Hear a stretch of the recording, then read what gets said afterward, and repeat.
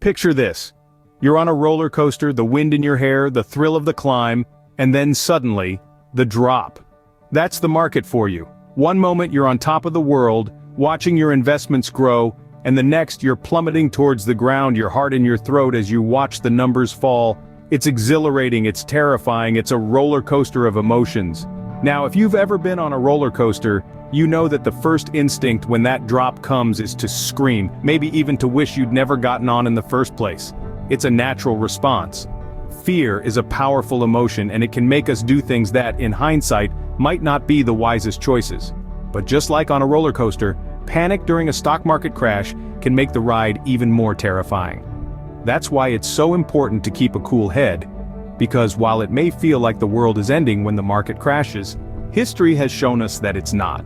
The market has always recovered, and those who have held on tight during the dips often come out on the other side in a better position than they were before.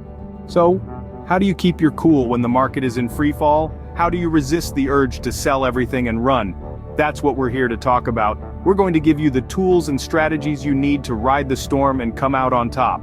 And the first step is understanding that, just like a roller coaster, the stock market has its ups and downs. It's all part of the ride, so buckle up, because we're about to dive into the strategies that can help you survive a stock market crash. And don't forget to hit that subscribe button to stay updated on our latest tips and strategies to navigate the financial roller coaster. Remember that roller coaster? It would be pretty foolish to jump off mid-drop, wouldn't it? That's exactly what panic selling is. When the stock market takes a nosedive, our gut reaction might be to sell everything we have before we lose it all. This knee-jerk response is what we call panic selling. But let's step back for a moment and think about this. When you're riding a roller coaster, you don't jump off mid-drop, do you? No, you hold on tight and wait for the ride to even out. Panic selling is just like that ill-advised leap from the roller coaster. It's a decision made in the heat of the moment, driven by fear rather than logic. It could lead to selling your stocks at a loss, only to watch them bounce back in value later. Instead of giving into panic, consider sticking to your long-term investment strategies. Remember, investing is a marathon, not a sprint. Market crashes are part of the journey, and history has shown us that markets do recover over time. Now let's talk about dollar cost averaging, a strategy that can be your safety belt during this roller coaster ride. It involves investing a fixed amount regularly, regardless of the price of the stocks. When prices are low, your fixed dollar amount buys more shares, and when prices are high, it buys fewer. Over time, this strategy can potentially lower the average cost per share of your investment. Think of it this way. Dollar cost averaging is like buying your favorite candy when it's on sale. You get more bang for your buck. Similarly, during a market downturn, you get to buy more shares for the same amount of money. In essence, panic selling is like jumping off a roller coaster mid-drop. It's risky, unwise, and could lead to regret later on.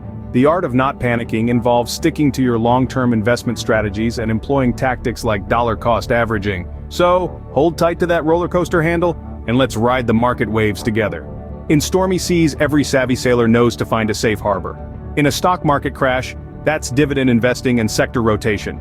These are two strategies that can provide some stability when markets are a bit turbulent. Let's start with dividend investing. Picture this. You're the owner of a flourishing lemonade stand. Every week, you're selling more lemonade than you know what to do with, and you're making a tidy profit. What do you do with that profit? Well, you could reinvest it back into the business, buying more lemons, more sugar, maybe even a fancy new stand. But you could also choose to share some of that profit with your co-owners, your investors. That, my friends, is the essence of dividend investing. When you invest in a company that pays dividends, you're essentially buying a share of that lemonade stand. And when the company makes a profit, it shares a portion of that profit with you, the investor, in the form of a dividend. Now let's turn to sector rotation. Think of the stock market as a giant wheel, with different sectors of the economy as the individual spokes. Sometimes one sector is on top, and sometimes it's on the bottom. That's just the way the wheel turns. But a smart investor knows how to anticipate these shifts and move their investments from one sector to another to maximize returns. For example, if you see storm clouds gathering over the tech sector, you might choose to rotate your investments into consumer staples, which tend to be more stable in volatile times. In a nutshell, dividend investing and sector rotation are strategies that can provide some stability in a volatile market. They're not ironclad guarantees, mind you, but they can help you navigate the stormy seas of a stock market crash and maybe even come out the other side a bit richer. Remember, a good sailor never abandons ship, they just know how to navigate the storm. When the ship is sinking, you want to be sure you have a lifeboat. In the world of investing, that's government bonds. Picture this. You're on a ship in the middle of a stormy sea, waves crashing, thunder rolling. It's a lot like a tumultuous stock market, isn't it? That's where government bonds come into play, acting as your trusty lifeboat when the seas get rough.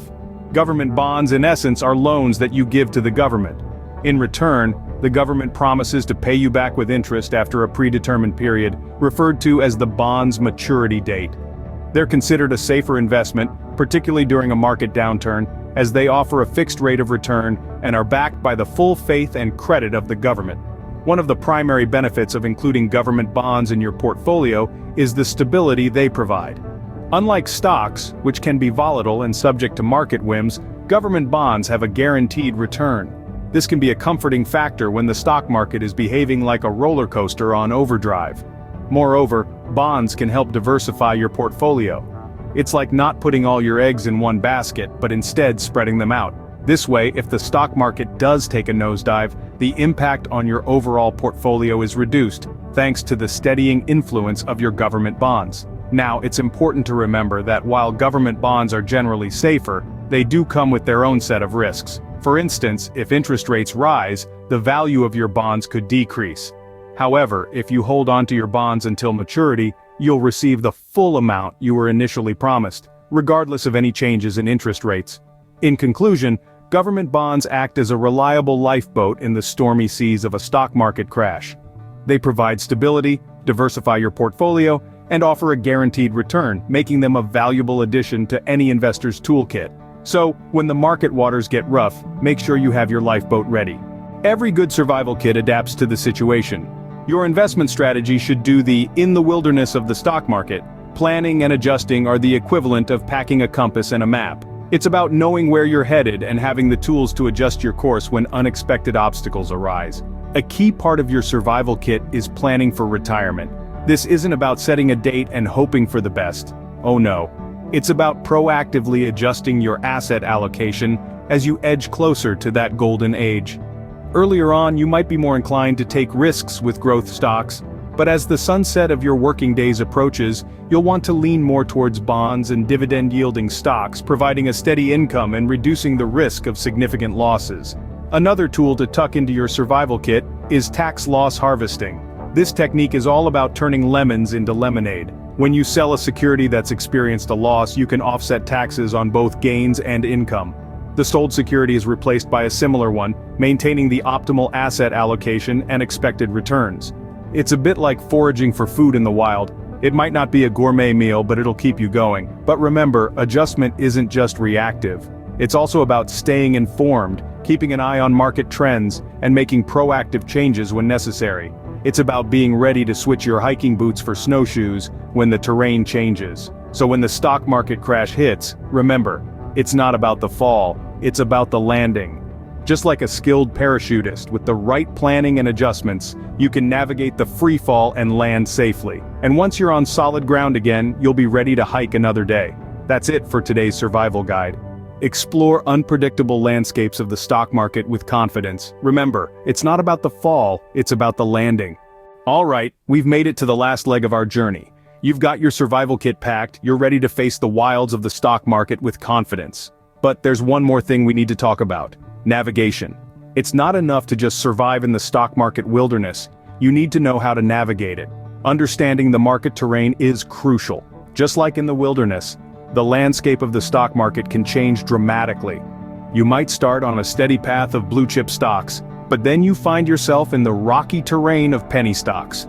Or maybe you've been hiking through the forest of bonds, but now you're facing the desert of cryptocurrency. The important thing is to recognize these changes, understand what they mean, and adjust your strategy accordingly.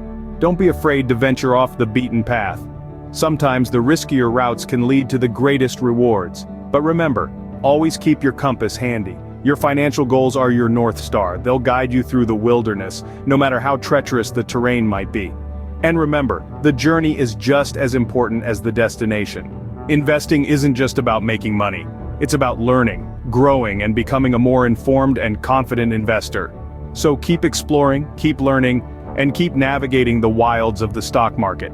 And remember, it's not about the fall, it's about the landing. That's it for today's survival guide. Don't forget to like, share, and subscribe for more survival strategies. Stay tuned for our next video on additional financial tips.